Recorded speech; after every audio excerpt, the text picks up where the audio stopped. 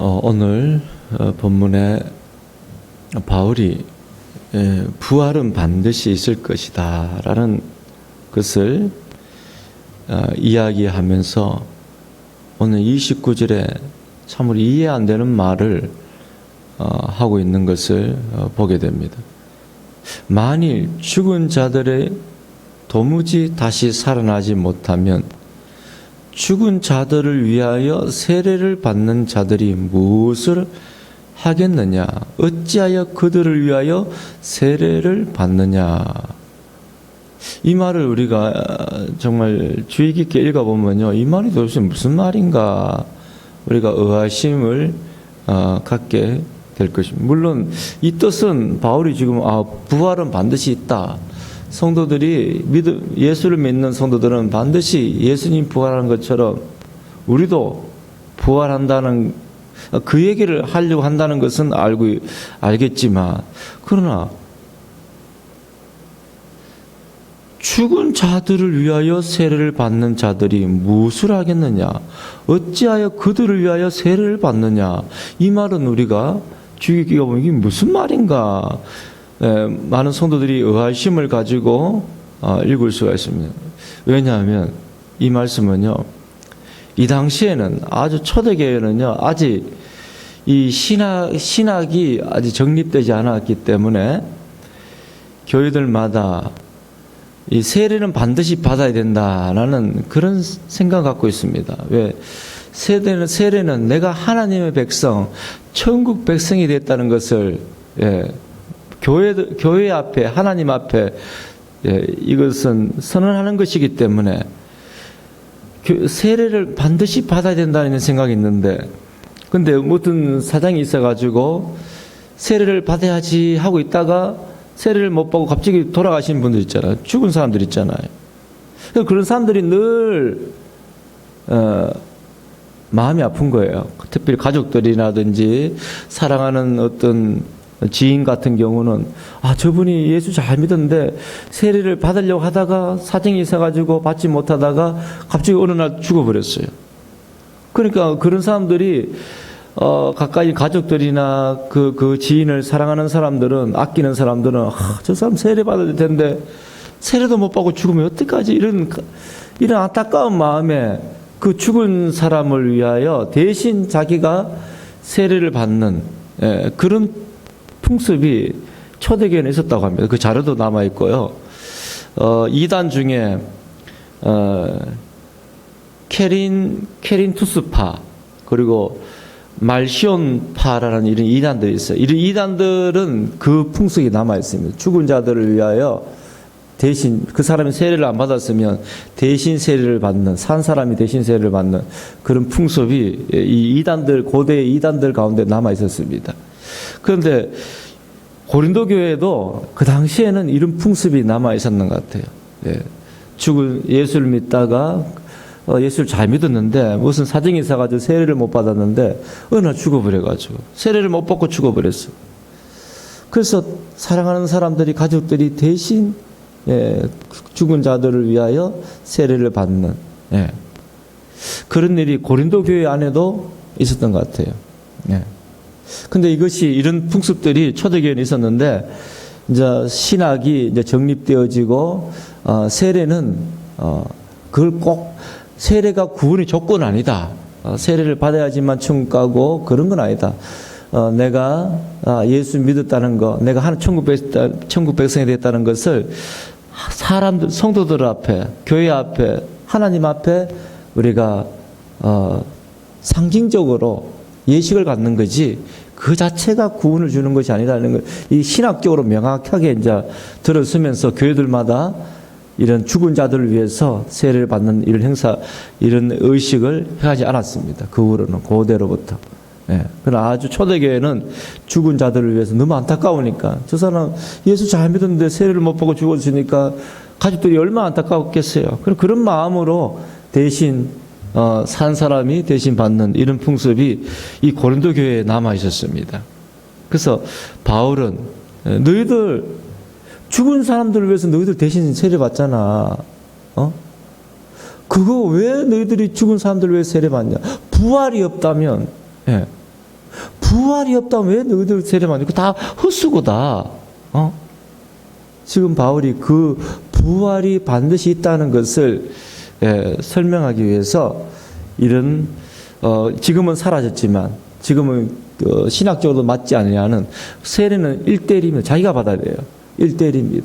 하나님과 나와의 관계지 다른 사람이 대신 반대해가지고 그리고 세례를 안 반대해가지고 지옥 가는 거 그것도 아니기 때문에 오늘날에는 고대 어느 시점부터는 신학이 정립되고부터는 이런 풍습은 없어졌습니다. 교회 안에.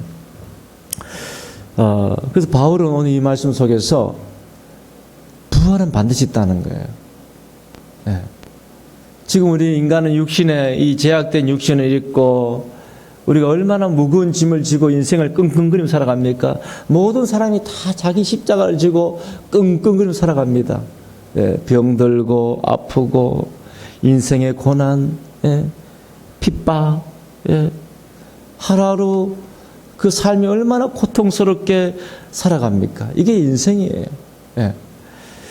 이런 고통스럽게 매일매일 때는 핍박 가운데 살아가는 성도들에게 부활이 없다면 다시는 핍박도 없고 아픈 것도 없고 고통도 없고 너무나도 평화롭고 너무나도 기쁘고 너무나도 영광스러운 그 삶 속에서 영원토록 우리가 살아가는 그 부활,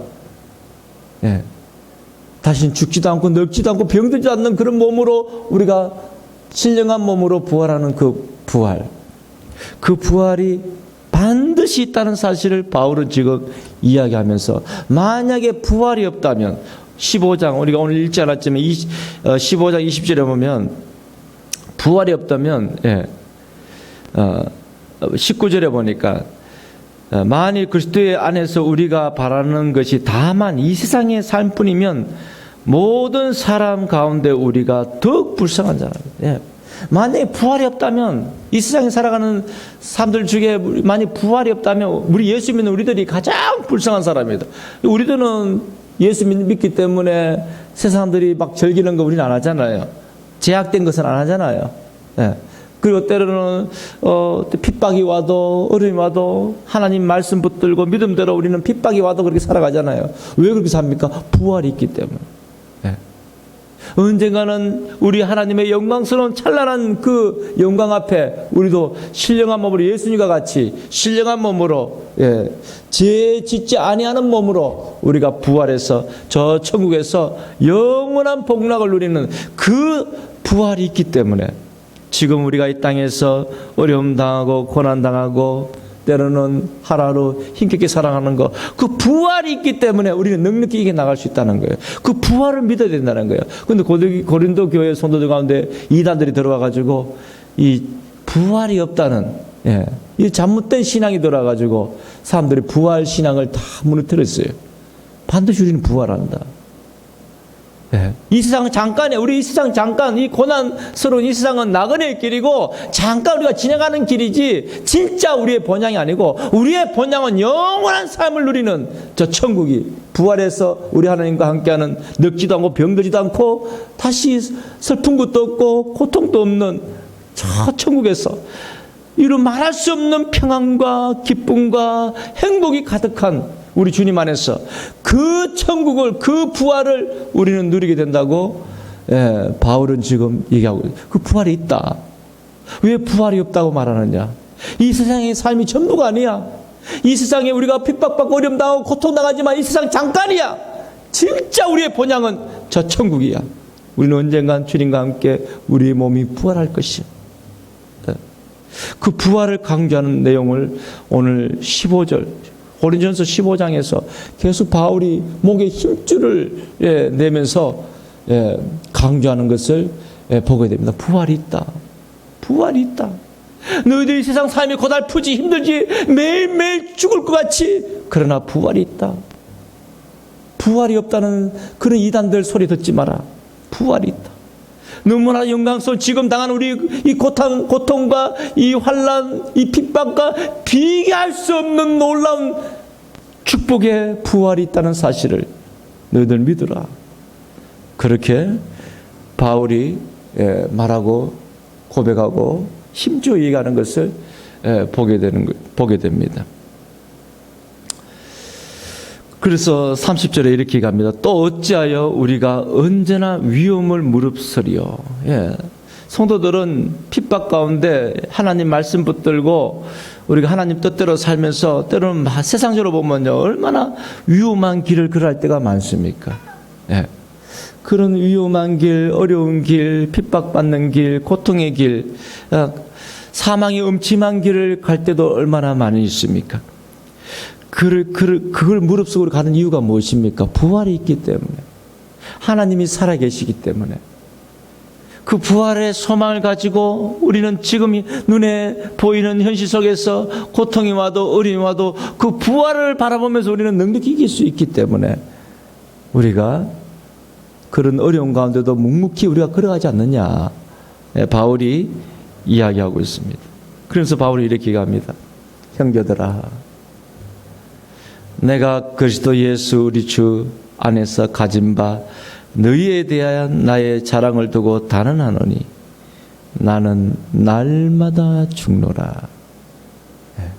부활의 소망을 가지고 하나님의 자녀된 거룩한 천국 백성이 된 성도들이 이 땅에서 걸어가는 인생을 걸어가는 그 삶의 지혜가 뭐냐? 나를 날마다 죽이는 거래요. 바울은 나를 날마다 죽인다. 난 날마다 죽인다. 바울은 날마다 부활의 소망과 기쁨과 그 황홀한 그 영광 속에서 매일매일 살았지만, 그러나 육신으로는 매일 자기를 죽였다는 거예요. 매일 나는 날마다 죽노라. 늘. 왜냐하면 바울도 마찬가지고 우리도 마찬가지고, 우리가 부활의 소망을 가졌지만, 우리가 천국 백성이 되었지만, 하나님 자녀가 되었지만, 우리의 육은 여전히 제약된 육을 갖고 있어요. 얼마나 유혹이 많아요. 참 목회자만큼요, 참 위선적인 사람이 없어요. 저도 참 한때는요, 저 마음속에 불이 붙어요. 믿음에 불이 붙어요. 믿음이 불이 붙어가지고 하나님이 나를 어느 곳에 가든지 간에 난 주를 위해 살겠노라고 그렇게 결단하고 다짐하고 헌신했지만, 우리 육신이 연약하기 때문에, 이 제약된 육신이 있기 때문에 조금 지나면요 잊어버려요. 얼마나 교활한지. 난 내 자신의 그런 교활함과 그런 악함을, 내 자신을 볼 때 치를 뜰 때가 많아요. 내가 이렇게 악한가? 내가 이렇게 교활한가? 이렇게 이기적이고 이렇게 위선적인가? 이게 인간이에요. 한때는 뜨거워가지고 믿음이 불타는 것 같고 내가 주를 위해 사람을 어디든지 가겠다는 그런 결단이 있었지만, 육신이 있기 때문에 어느 순간 다 잊어버려요. 나도 모르게 육신대로 살아요. 육신의 자랑, 육신의 그런 욕심, 육신의 이기심, 그 제약성이 그대로 남아있는 것을 보게 됩니다. 이게 목회자들의 딜레마입니다. 왜? 목회자들은 입술로는 늘 하나님 말씀을 선포하지만 아직까지 우리의 육은 제약된 육을 있기 때문에 조금이라도 우리가 영적으로 방심하면 나도 모르게 세상적인 생각이 확 지배해버리는 그런 연약한 존재라는 것을 우리 목회자들은 다 알 겁니다. 그래서 목회자는 더 몸부림쳐야 돼요. 더 날마다 자기 육신을 죽여야 돼요. 육신의 그런 제약들이 올라올 때마다 늘 죽여야 돼요. 이거 안 죽이면 안 돼요. 왜? 우리는 연약한 육신을 입고 있기 때문에. 얼마나 육신의 이 제약이 끈질긴지 몰라요. 이 육신의 이 제약성을 통해서 이 마귀가 교묘하게 들어옵니다. 그래서 우리를 완전히 망가뜨리려고. 그래서 바울도 인간인지라, 바울이 그렇게 온 세상 돌아다니면서 복음을 전하고 교회를 세우고 하나님 일을 했지만, 바울은 여전히 육신의 옷을 입고 있었습니다. 육신의 이 옷을 입기 때문에 바울도 자칫 잘못하면 육신에게 노예가 되어버려요. 그래서 날마다 자기를 죽이는, 나는 날마다 죽노라. 나는 날마다 죽노라. 왜 안 그렇겠습니까? 바울도 인간인데. 인간인데 인간의 세상적인 욕심, 육신의 욕심이 왜 한 번씩 나타나지 않겠습니까? 예, 영적으로 잠깐 방심하면 자기도 모르게 위선적이 되어버리고 세상의 욕심이 자기 마음을 지배해버리는 그런 모습들이 왜 바울 속에는 없었겠습니까? 바울이 그런 것을 느끼면서 깜짝 놀랐을 것입니다. 어떻게 내가 이럴 수가 있느냐? 어떻게 내가 이럴 수가 있느냐? 그러면서 자기를 매일매일 쳐서 죽이는 그런 바울의 고뇌를 우리는 이 말씀 속에서 우리가 느낄 수가 있습니다. 나는 날마다 죽노라. 나는 날마다 죽노라. 바울이 이렇게 날마다 자기를 죽일 수 있었던 그 이유가 뭐냐? 부활이 있기 때문입니다. 부활. 내가 이 땅에서 손해보고 많은 사람들이 나를 조롱하고 많은 사람들이 나를 향하여 돌을 들고 던질지라도 나는 저 부활의 소망이 있다. 나는 세상의 법칙을 따라 살아가는 것이 아니라 우리 하나님이 기뻐하신 뜻이 무엇인가? 나는 그걸 위하여 나는 이 땅에서 핍박받더라도 좁은 문 좁은 길 가더라도 나는 우리 하나님이 원하신 그 길 가겠다. 왜? 나는 부활을 믿기 때문에. 그 부활을 믿고 믿음으로 살아갈 때 내 육신이 계속 장애물이 되어서 나의 깃걸음을 막지만 나는 날마다 나를 죽이면서 우리 하나님이 원하시는 그 길을 나는 걸어가노라. 그렇게 고백하는 오늘 바울을 보게 됩니다. 바울이 왜 이런 말을 했을까요? 우리 다 동일하다는 거예요. 우리 다 부활의 소망이 있지만 하나님 백성이 되었지만 연약한 육신이 있었기 때문에 이 연약한 육신이 얼마나 끈질지 몰라요. 내가 조그마한 선행을 해보세요. 그것이 나의 의가 돼가지고요 남을 비판하고 남을 정죄하는 그런 내 자신의 이기심을 보게 됩니다. 그리고 조금만 내 삶이 편안하고 좋아지면요 얼마나 게을러지는지, 얼마나 내 삶이 정욕적으로 살려고 하는지 그런 것을 보게 됩니다. 우리 인간의 육신의 이 제약성이 그래요. 나도 모르게 딱 틀을 만들어 놔버려요. 그리고 그 틀 안에 맞지 않으면 분노와 짜증과 온통 내 마음속에서 그런 폭발해버리는 그런 제약성이 내 속에 있다는 것을 우리 모두가 발견하게 됩니다. 이게 우리의 육신의 제약된 육신의 모습입니다. 이것이 끊임없이 우리 발목을 잡고 있어요. 그래서 바울은 부활을 바라보면서 그 부활을 바라보면서 나는 내 이 제약된 육신을 날마다 죽인다. 날마다 죽인다. 고백하는 우리는 바울을 오늘 보게 됩니다. 그래서 예수님이 말했어요. 너희들이 나를 따라오려고 하느냐? 너희들이 정말 나를 따라오려면 자기를 부인하고 자기 십자가를 지고 나를 따라오너라.